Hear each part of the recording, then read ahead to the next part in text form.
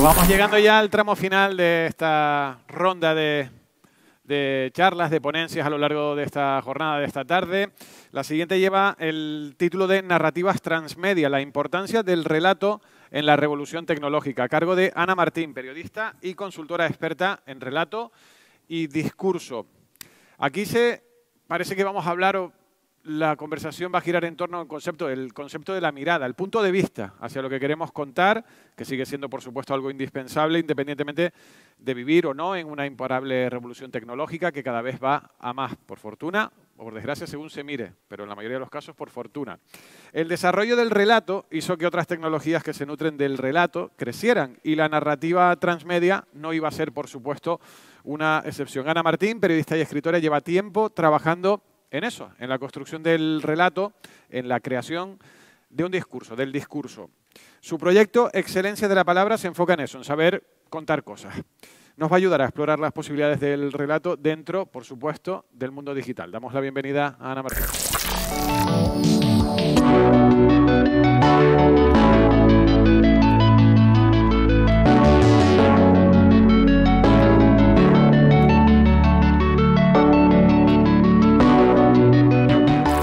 Hola, soy Ana Martín y voy a hablar de relato, voy a hablar de narrativas transmedia, de la importancia del relato sobre todo en la revolución tecnológica y de por qué el relato va a sobrevivir a cualquier avance que se produzca ahora y en el futuro. ¿Qué tal? Buenas tardes.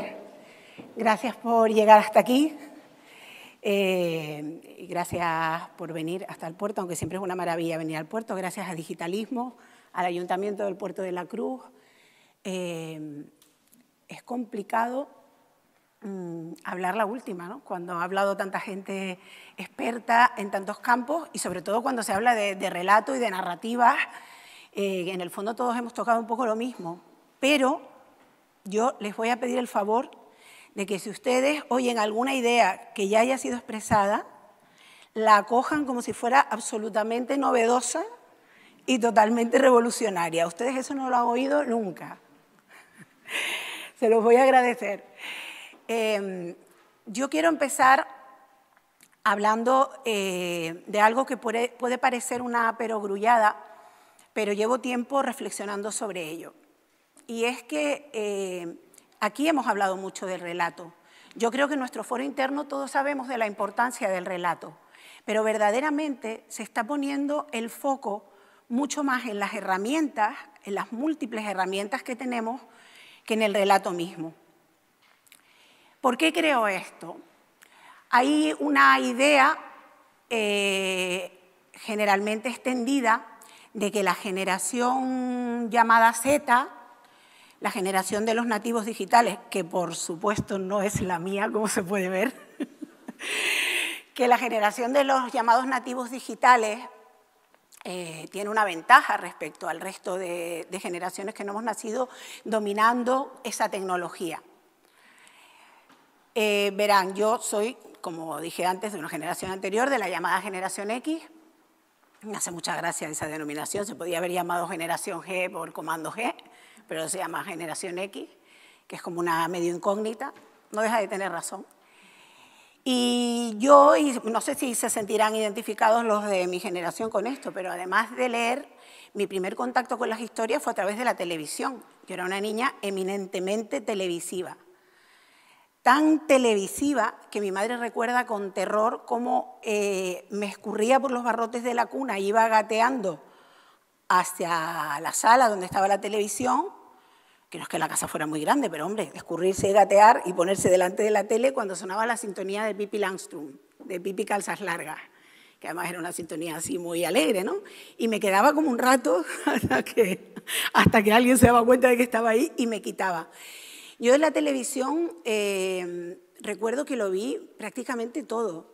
Era muy friki, veía la zarzuela, la revista, los estudios 1, los hombres de Harrelson, todo me venía bien, todo me gustaba. La carta de ajuste, me sentaba, llegaba al colegio, me ponía a ver la carta de ajuste que eran para los jóvenes una serie de rayas así y así transversales, enmarcadas en un círculo, y que cuando se acababa aquello empezaba la programación, porque no había programación todo el día, y por la noche salía el rey y decía hasta luego, todo el mundo a dormir, y te tenías que ir a dormir, ¿no? Aquello era una realidad que contada ahora a los jóvenes puede parecer dura. Y la tecnología, dirán los más jóvenes, pues menuda tecnología era aquella, un botón.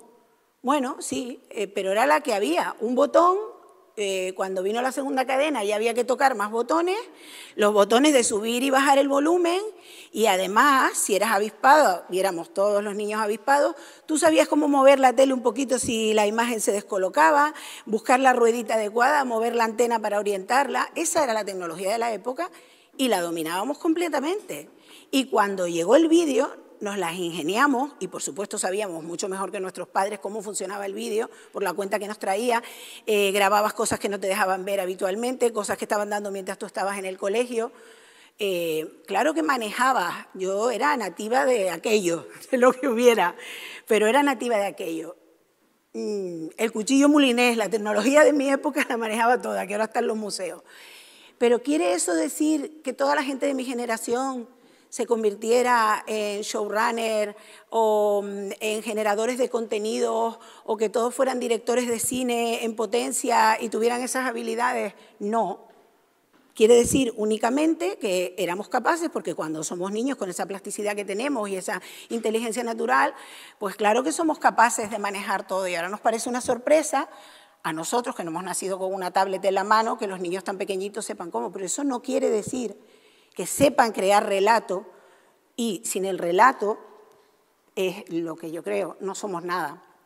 El relato, no me traje agua, ¿esa agua es mía? No, no es mía, no me traje agua, no pasa nada, no se mueva nadie. El relato está en la historia misma del mundo tal y como lo conocemos. Ya lo avanzó Rubén, que yo dije, ay Rubén, ¿qué vas a decir? Completa mi charla y me va a dar algo ahora. El Homo sapiens, el lenguaje empieza con el Homo sapiens, y el Homo sapiens primero empieza a nombrar lo más cercano que tenía. Piedra, agua, mujer, me van a disculpar. Empieza a nombrar lo más cercano y concreto que tenía, y luego se empieza a desarrollar un pensamiento más complejo, un pensamiento ya no tan concreto, más abstracto, un pensamiento donde entra en juego la metáfora, la imaginación. Curiosamente, ese tipo de pensamiento es el que con el paso de los siglos consigue que se puedan hacer descubrimientos científicos. Ese pensamiento curioso de imaginar, que va más allá de lo meramente tangible, es el que permite esa evolución luego de las ideas y de la ciencia. Pero estamos en este momento, y en ese momento se genera el relato. Y quien tiene el relato, no lo digo yo, lo dicen los científicos, eso genera una ventaja competitiva en el Homo sapiens. Quien tiene el relato tiene el poder. Y así ha sido hasta nuestros días. Voy a seguir hablando de cosas viejunas. La llegada de la democracia, por ejemplo, ¿no? En esa época, en España, que parece que fue ayer, pero ya han pasado unos cuantos añitos, las campañas electorales estaban basadas sobre todo en el programa, ¿no? Ya lo decía Julio Anguita, programa, programa, programa.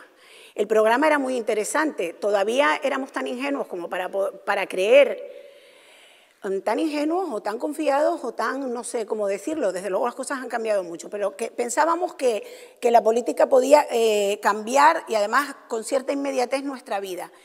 Y nuestros padres se preocupaban por leer los programas electorales, porque creían que su futuro inmediato y a medio plazo dependía de ello. ¿Cómo son las campañas electorales hoy en día? Bueno, yo además he trabajado muchos años en comunicación política y tengo algo de experiencia de cómo se elaboraban hasta no hace tanto los programas electorales, con expertos dentro de los partidos, incluso se llamaba alguno de fuera si había algún. Pero últimamente los programas electorales son prácticamente inexistentes. Hay elecciones que se ganan con una sola palabra en el programa electoral. Ha sucedido no hace nada. Y nadie se cuestiona qué hay detrás de eso, ¿no? ¿Por qué?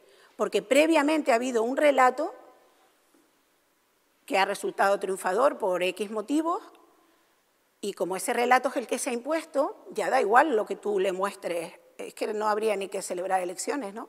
Ya los días antes está hecho todo, pues bueno, pues vamos a votar porque nosotros hemos comprado, entre comillas, ese relato y creemos que se adapta a lo que nosotros... Y no nos paramos a mirar más allá.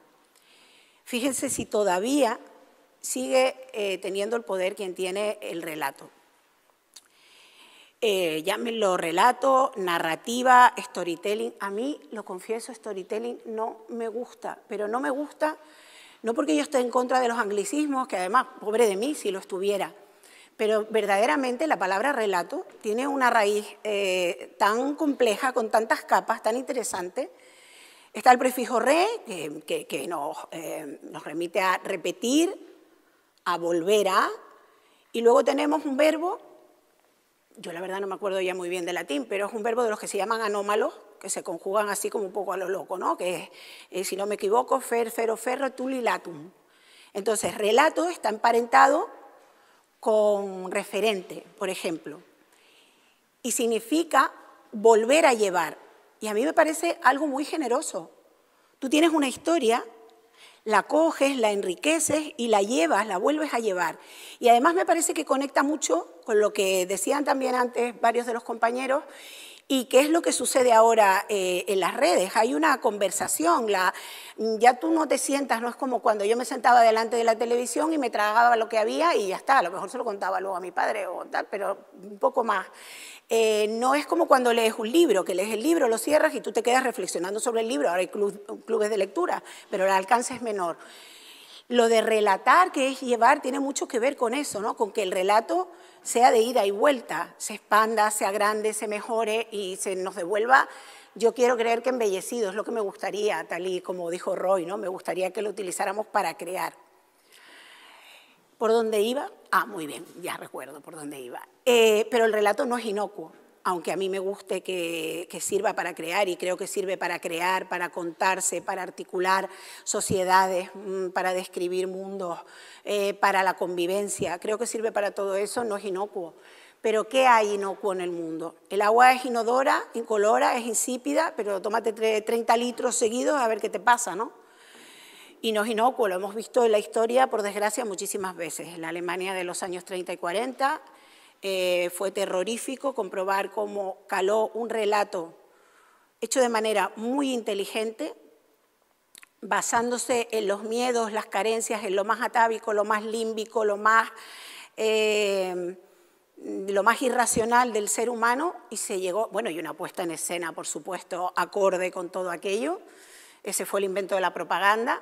Y se llevó a un pueblo que a priori no tenía por qué ser malo per se, se llevó a un pueblo a creer que estaba haciendo un bien cuando lo que estaba haciendo era ser cómplice, cuando no verdugo, dentro de uno de los mayores genocidios que han sucedido en el mundo. El relato no es inocuo. El relato está formado por palabras y las palabras tienen el poder enorme de crear y de destruir realidades. Lo dice George Lakoff, lo explica muy bien en No pienses en un elefante, esos marcos mentales que crean las palabras. Otros muchos lingüistas también lo dicen. Y por eso tenemos la responsabilidad de usarlos para construir. Pero es verdad, ya he dado 2 ejemplos políticos, es verdad que esa perversión o esa manipulación del relato hace que no tenga muy buena prensa últimamente, que haya gente que oye hablar de relato y dice, uff, me están intentando colocar un rollo y venderme. Yo tengo un amigo, Andrés Pérez Ortega, que es el padre de la marca personal en España. Andrés es el pionero, el que empezó a hablar de marca personal en España y tiene varios libros sobre ello, y Andrés discute mucho conmigo sobre el relato. Porque él dice que menos relato y más datos. Y yo siempre le digo, los datos no hay quien se los coma si no hay un relato que los articule y que te los muestre de manera que te sean agradables. Y así podríamos estar eternamente. Cada vez que él pone un post en ese sentido, siempre que le contesto me dice, te estaba esperando. Y yo decía, muy bien, me conoces bien. Porque es verdad, porque el relato está en todo y todo lo atraviesa, porque ni siquiera la marca personal, que ahora está de moda, que ya digo que Andrés es el pionero, pero ahora todo el mundo hace marca personal y a mí me parece muy bien, pero la marca personal, si tú no sabes quién eres, qué valores tienes, por qué te tienen que elegir a ti, ¿Qué es lo que tú vas a aportar que no aporten otros? Si no sabes eso, es muy difícil que te escojan en un mercado sobresaturado. O sea, que aunque sea por interés, las escuelas de negocios tienen ese fallo, por ejemplo, a mi juicio. Enseñan cómo emprender y de qué manera, pero los jóvenes que salen formados de allí no saben cómo contarse, ni saben cuál es el relato de lo que quieren mostrar al mundo, o de lo que quieren vender, o de lo que quieren hacer, y tienen grandes dificultades. Incluso en la universidad pública, nosotros dentro de Excelencia de la Palabra damos un curso que se llama La Articulación de la Palabra, que lo da el actor Pedro Mari Sánchez, y yo doy 2 masterclasses dentro de relato. Y hay historias verdaderamente emocionantes, porque los chicos que se forman en Dirección de Administración de Empresas o doble grado con Derecho de la Facultad de Económicas, verdaderamente salen emocionados con ver cómo conocerse y saber contarse les abre unos horizontes de posible que no pensaron nunca que se podían abrir de esa manera, no lo pensaron. Y para mí ha sido verdaderamente emocionante, porque había gente que pensaba que no tenía ningún valor, pero es que el relato al final, que es lo mejor que tiene el ser humano, y las humanidades sirven para todo lo bueno. El relato no solo no es malo, sino que es lo mejor que tenemos. Voy a hablarles un poco por encima, porque yo creo que ya ha sido suficientemente y de manera más que magistral tocado, de los diferentes, de cómo ese tsunami tecnológico que estamos viviendo.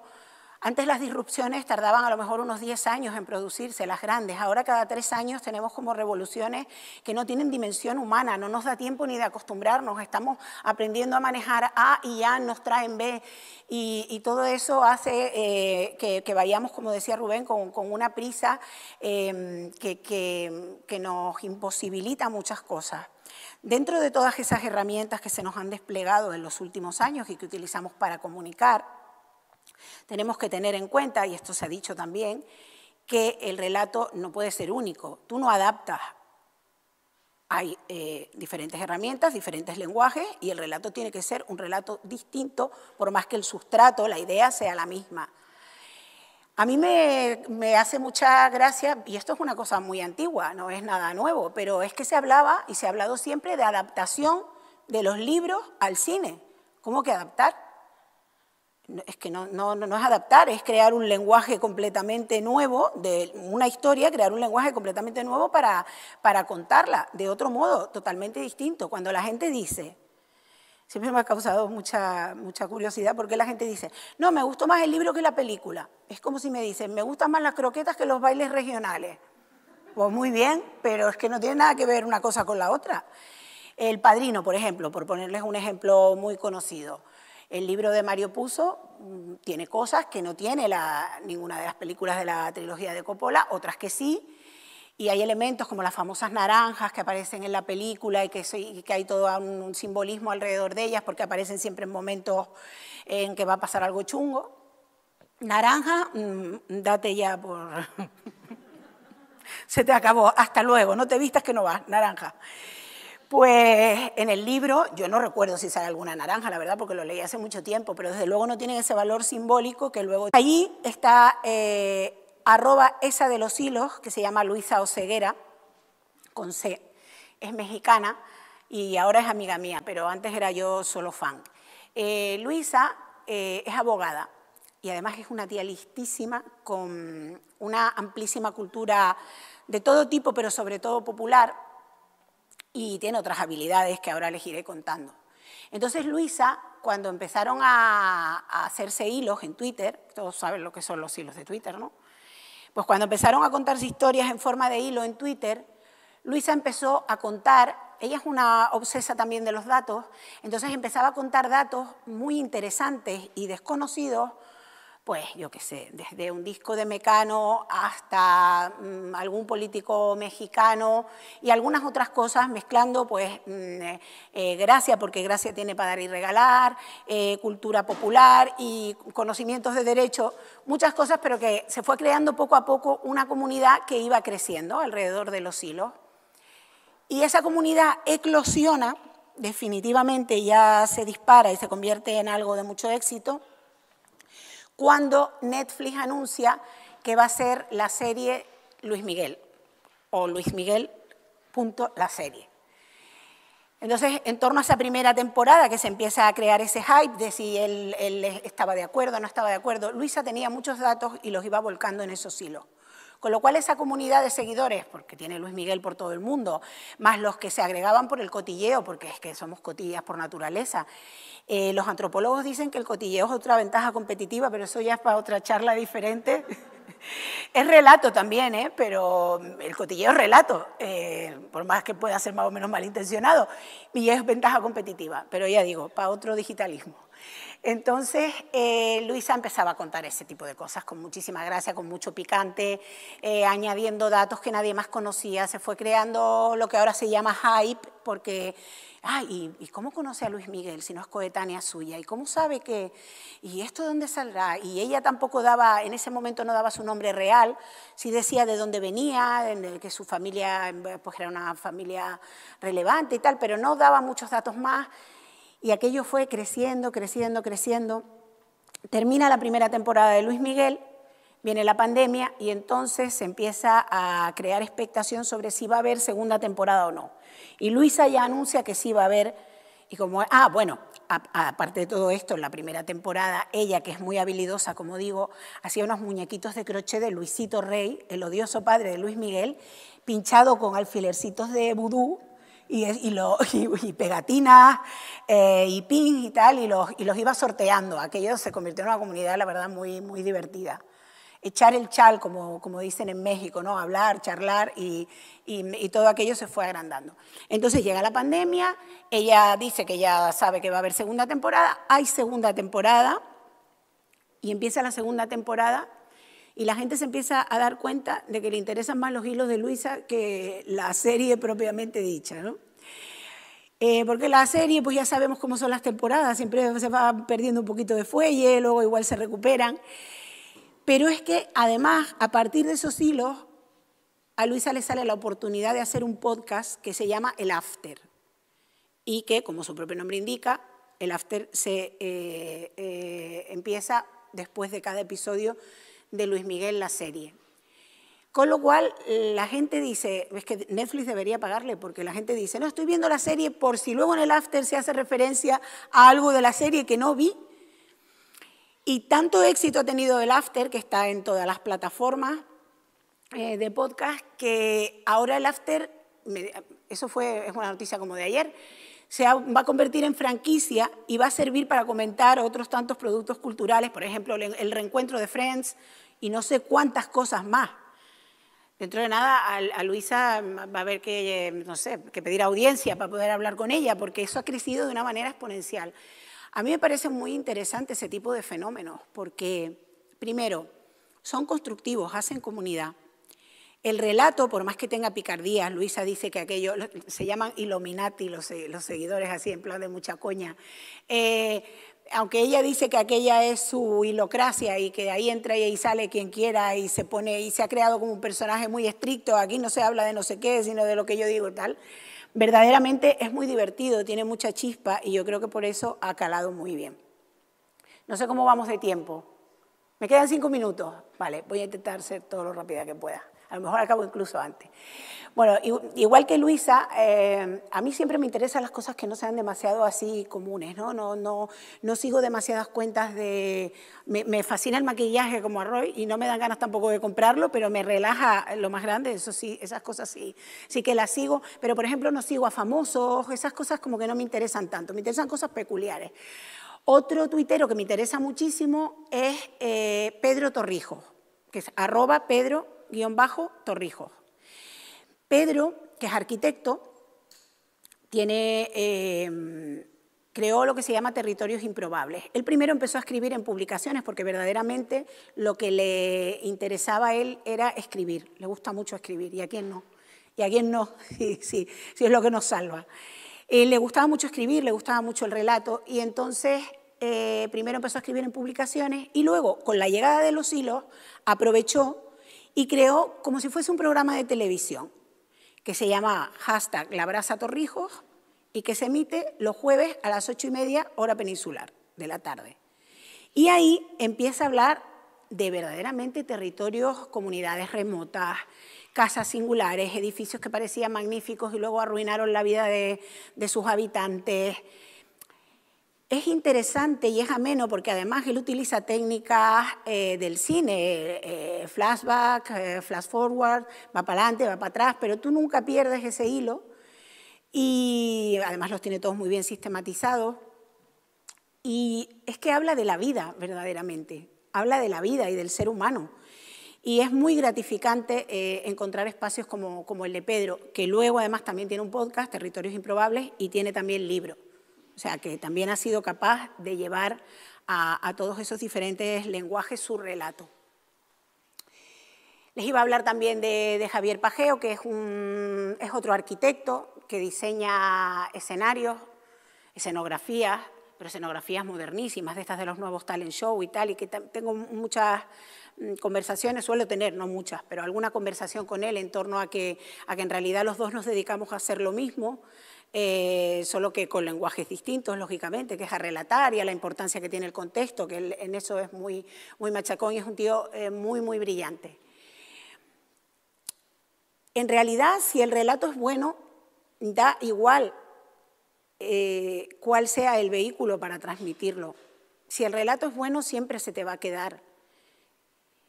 Hay una cita de Paul Auster, que como no me traje la chuleta no la voy a poder decir tal cual, pero que viene a decir que por mucho que evolucionemos en la vida y que nos refinemos, seguimos siendo aquellos niños que queríamos que nos contaran un relato y otro y otro. Y es cierto, somos consumidores de relato por encima de nuestras posibilidades. A veces no nos da tiempo ni siquiera a masticarlos todos y eso sí que es una pena. Pero desde que salimos de casa, bueno, antes de salir de casa, ponemos la radio, estamos escuchando un relato, salimos a la calle, vemos una valla publicitaria en forma de publicidad, un relato. Llegamos a la oficina, el cotilleo del café, otro relato. Llegamos por la noche a casa reventados, ponemos la tele, series, el político que está dando un discurso en el informativo. No dejamos de consumir relatos y no debemos dejar de hacerlo. Y por lanzar un mensaje, porque todos los de humanidades estamos como muy mohínos y muy tristes con esta avalancha y esta tercera revolución digital, cuando yo creo que debería ser todo lo contrario. Es una oportunidad. Lo único que no van a poder hacer las máquinas, y no me va a sacar nadie de ahí, ni la inteligencia artificial, es tener imaginación. Además, la imperfección, que es lo que nos hace grandes a los seres humanos e interesantes, tampoco la tienen. Claro que puede recrear relatos una máquina, ya lo está haciendo, pero no puede crearlos, que es una cosa bien diferente. Y ya para terminar, yo soy mucho de mantras y de frases hechas, porque vivo con un actor y entonces ahí hay como muchos ritos, ¿no? Por ejemplo, en mi casa se dice mucho, cuando se está estudiando, en caso de perdición, acudir siempre al guión. Y yo quería terminar hoy diciéndoles que, sea cual sea el formato, lo importante es el relato. Muchas gracias a todos y a todas.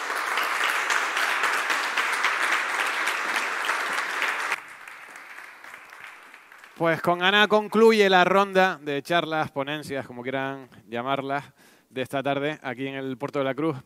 Nos despedimos ya agradeciendo, por supuesto, a las instituciones que han hecho posible la realización de este evento, en especial al área de Cultura del Puerto de la Cruz y a sus técnicos, y también al área de Innovación de Turismo del Cabildo de Tenerife. Un agradecimiento, por supuesto, a los invitados, al público, ya sea a través de la fuente online o en directo aquí en el Castillo, en el Puerto de la Cruz. También al público a través de las redes, por supuesto. Recordamos que este es el primero de otros eventos y actividades que van a tener lugar a lo largo de todo este año y que se van a marcar en el proyecto Catálogo de Nuevas Narrativas, que pretende posicionar al Puerto de la Cruz como un hub atlántico de creación y de espacio de trabajo e intercambio entre artistas, diseñadores, desarrolladores y emprendedores de carácter cultural. Muchísimas gracias de nuevo y recordamos una vez más que toda la información, todas las charlas en torno a este evento las pueden encontrar en la página web, se van a colgar en la página web nuevasnarrativas.es y por supuesto también en el canal de YouTube. Muchísimas gracias por acompañarnos esta tarde.